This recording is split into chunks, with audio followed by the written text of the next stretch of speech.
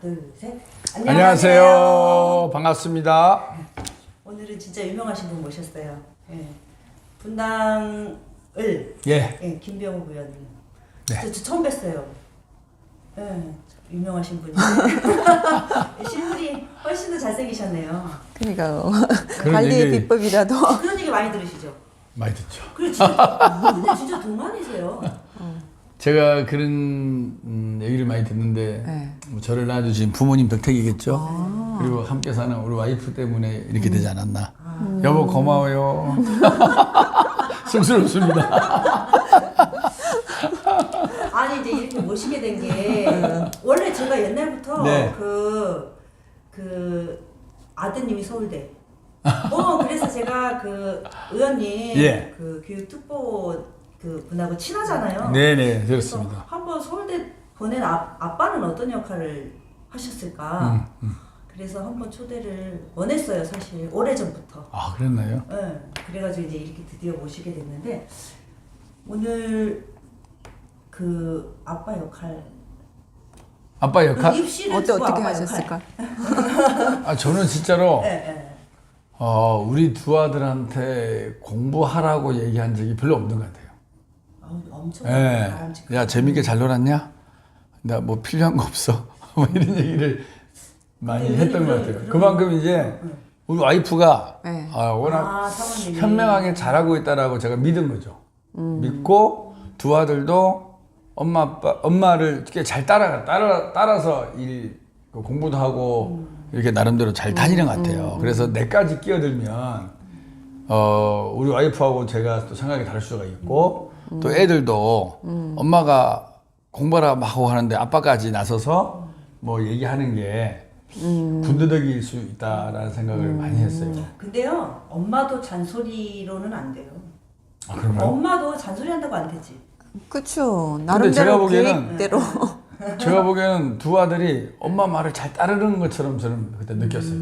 그래서 내가 하고 싶은 말이 있어도 개입하려고 해도 굳이 내가 할 필요 있을까? 그래서 많이 자제했던 아주 바람직한 건 네. 맞나요? 큰아드님이 순회초, 순회중 그다음에 외대국을 가셨어요. 예. 거기에서 서울대 경영을 네. 수시 일반 전형으로 합격하셨어요. 예. 둘째 아드님은 순회초, 순회중 분당 중앙고 그다음에 연세대학교 공과대학 그쵸? 예. 진짜 잘 보내셨다. 우리 와이프가 열심히 한 것 같아요. 사모님 헌정 동영상이에요? 네. 나중에 네. 우리 와이프 이렇게 오라 그래서 한번 얘기 들어보세요. 예. 어떻게 하면. 예. 저는 디테일을 얘기할 그 거리가 별로 없어요. 네. 예, 아빠의 무관심. 근데- 전형적인 아빠의 무관심. 근데 요즘에는요, 예. 저희는 이제 학부모님들 많이 만나니까. 근데 요즘에는 뭐 상담을 하거나 뭐 이렇게 강의를 하더라도요, 아버님들이 오세요. 맞아요. 아버님들이 강의를 들으시고 아이의 입시에 관여를 하세요. 맞아요. 그리고 처음부터 이게 입시가 옛날에는 우리 학력고사 잘 보면 가고 수능 잘 보면 갔는데 지금은 준비를 해야 되잖아요. 그렇죠. 과정을 예. 길게. 예.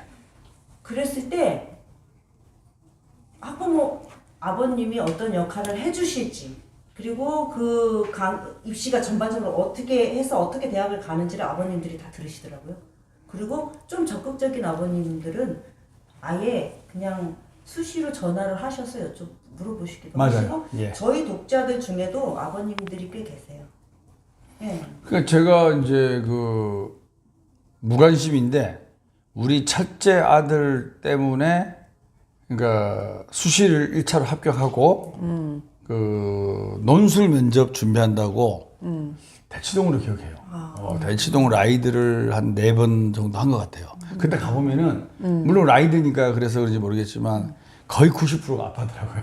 맞아요. 예. 근데 아빠인데 그 아빠들의 표정이 저는 그냥 단순 라이드만 해주러 온 건데 거의 이제 엄마랑 그 아들에 관련돼서 얘기를 하면서 뭐 차 밖에서도 그렇고 기다리면서도 그렇고 계속 그런 모습을 봤어요. 그래서 내보다 되게 저 아빠들이 관심을 많이 갖고 있구나.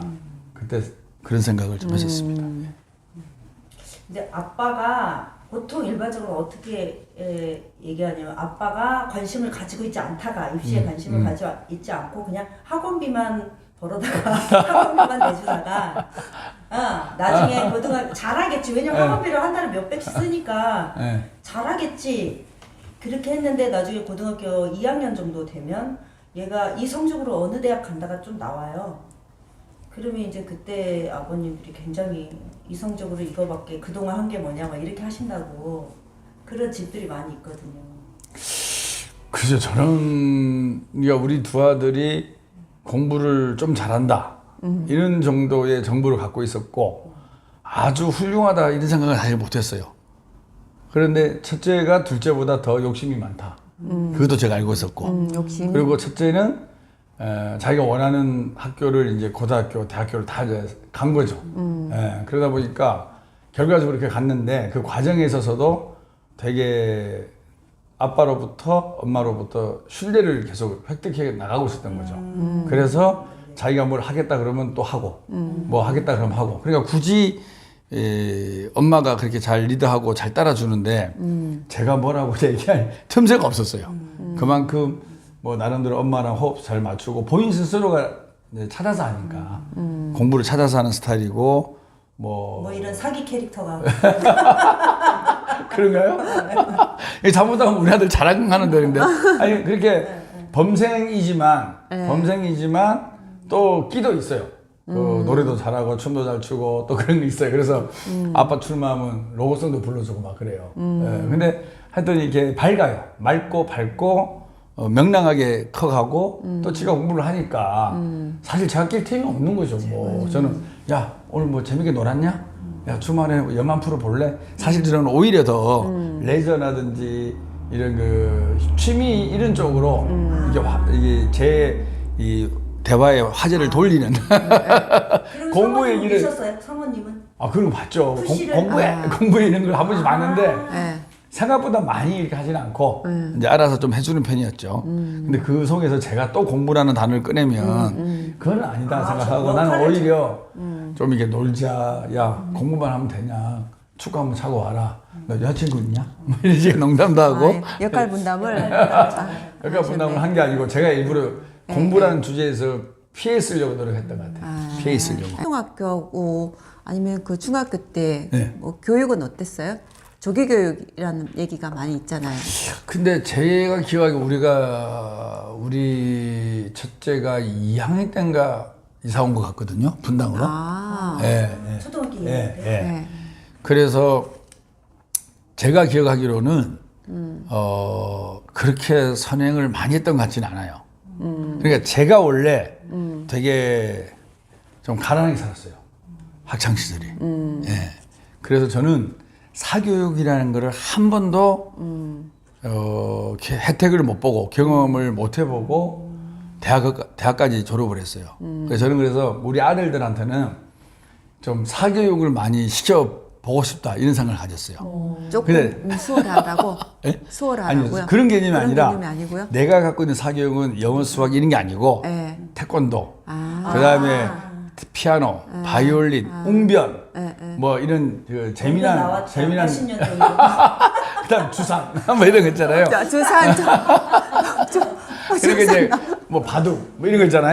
우리 두 아들을 영어 수학 학원 같은 건 안 보냈던 거 같고 제 기억에 주로 이제 그런 본인의 취미나 본인이 다른 어떤 체육 활동, 다른 문화 생활을 즐기기 위한 학원은 제가 부지런히 우리 와이프한테도 좀 보내라. 그렇게 했던 기억이 나요. 아빠한테 사교육은 피아노, 태권도 이런 거예요. 저는 이제 분당이 학원이 세구나 이런 생각을 들었던 기억이 나는데요. 레벨 테스트? 뭐 그런 게 있나요? 네네. 레테. 일명 레테. 우리 아들이 레테 탈락해갖고 어디? 충격을 받아갖고 집으로 왔던 기억이 수학이요? 나요. 그때 수학이었던 것 같아요. 그러니까 이제 그때 참 엄마랑 약간 뭐가 이게 얘기하는 거 기억난다.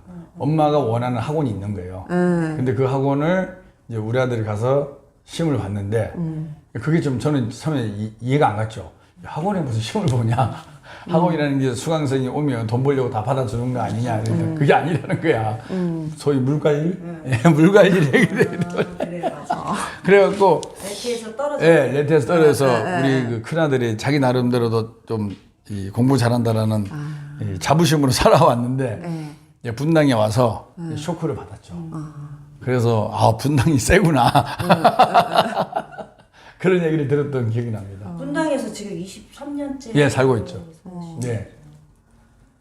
그래서 아 학원도 그런 것을 통해서 비슷한 수준에 맞는 학생들 위주로 수업을 하는 그런 클래스가 많구나 그런 걸 처음 느꼈습니다. 우리 아들이 학생부 조합 전형이라는 과정을 통해서 대학을 간지는 모르고 이런 전형의 디테일한 건 몰랐어요. 그냥 대학교가 원하는 전형을 통해서 대학을 갔구나 이런 정도로 알았지 그것이 학생부 종합 전형이다 또 수시다 그런 어떤 그 네이밍된 그런 개념들은 저도 몰랐었어요. 이 정도면 그냥 날로 드신 거네. 그러니까 너무 애를 안 쓰셨는데. 아니 저는 솔직히 말씀드려서 정치를 하고 있잖아요. 그래서 이게 참 정치를 하면은 집안이 사실은 조심스러우시죠. 예 저는 아침 일찍 나와서 저녁 늦게 들어가는 그 라이프 사이클이에요. 그러다 보니까 집에서 일어나는 일들은 진짜로 시간적으로 제가 한계가 있고 무관심할 수밖에 없는 그런 물리적 조건이 사실 있는 거죠. 대신에 아까 말씀드린 대로 제 와이프하고 두 아들이 잘 따라주니까 이제 정말로 평화롭고 아무런 트러블 없이 우리 두 아들이 학창 시절이 지나간 거고 저는 이제 아빠로서 뿌듯함을 간직하는 감사. 감사하죠. 아드님한테도 감사하고 사모님한테도 감사. 저만 잘 되면 됩니다. 네. 제가 우리 집에서 맨날 그래요. 야, 아빠가 제일 문제고 아빠만 잘 되면 된다. 근데 보통 아빠들이 그 각 집집마다 대학교 원하는 데를 입학을 딱 하게 되면 그동안 애쓴 거는 아이들하고 엄마잖아요. 근데 딱 합격증을 딱 받으면 제일 좋아하는 분이 아빠라고 하시던데. 좋으셨죠, 솔직히. 엄청 좋으셨죠. 아니, 그냥 제가 이제 네. 저도 이제 고등학교도 곧잘 공부를 했으니까 뭐 S대를 가고 싶었겠죠. 근데 이제 경제적 여건이 안 돼 갖고 이제 한양대 법대를 간 거 아니에요? 그러니까 우리 아들이 이제 딱 붙으니까 저는 뭐 대학 등록금 낼 정도는 능력은 되고 또 국립대니까 싸잖아요.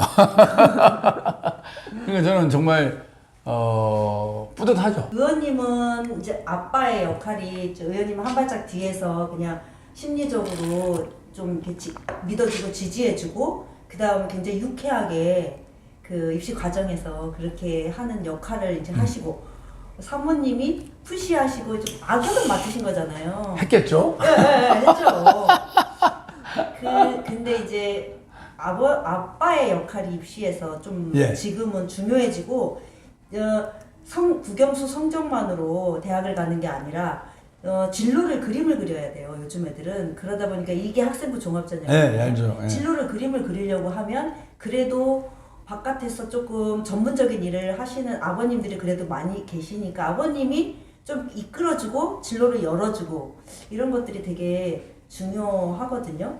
그래서 아빠의 역할이 그래서 좀 필요하다고 생각돼요. 학종을 특히 만들 때. 아니, 학종은 특히 그렇죠. 네네. 또 둘째는 그냥 이제 중앙고 다니면서 정시로 대학을 가겠다 마음을 먹고 준비를 한 정시 파이터 뭐 이렇게 얘기하죠. 예. 사나이네 못 사나.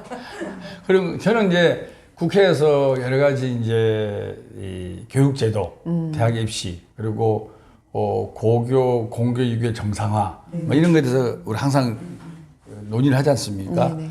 그래서 이제 그 중에 하나가 이제 자유학기제, 뭐 고교 학점제 뭐 이런 등등 있잖아요. 근데 자유학기제를 우리가 검토를 하면서 보면은 자유학기제가 아빠 역할이 많이 들어가 있더라고요. 왜냐하면 자유학기제라는 게 한 학기를 그때 공교육 커리큘럼이 아닌 다양한 이제 활동들을 하는 거잖아요. 그러다 보면은 이렇게 아빠의 직업이 다양하고 아빠가 적극적인 그런 지역과 그러니까 전혀 그렇지 않은 지역과의 격차가 좀 있어요.